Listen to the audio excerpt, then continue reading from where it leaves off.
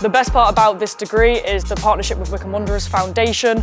With that, we're hoping to further the opportunities for our students to develop meaningful connections with the industry, as there will be coaching as part of the foundation with the UEFA qualified coaches. When studying this degree, the facilities you'll have access to will be Allens Park, that's where most of your lectures will take place. But as you are a BNU student, you also have access to all of the facilities on our campus as well, including the Humans Performance Lab, where you will have some lectures, as well as the library, Students' Union, and so on.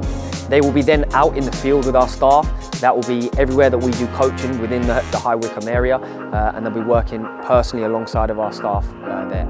On top of the support that's provided by the university for all of their students, we here at the Wycombe Wanderers Foundation will provide one-to-one mentoring for all of those that are students on the course. We have very, very limited places, and the reason for that is we really want to build a relationship with those who are on the course. We want it to feel personal and personalised. We want it to be bespoke and tailored to what those students need. So they'll be working alongside of our staff, and we will assign them a mentor, which is going to be one of our professional football coaches that they'll be able to work alongside.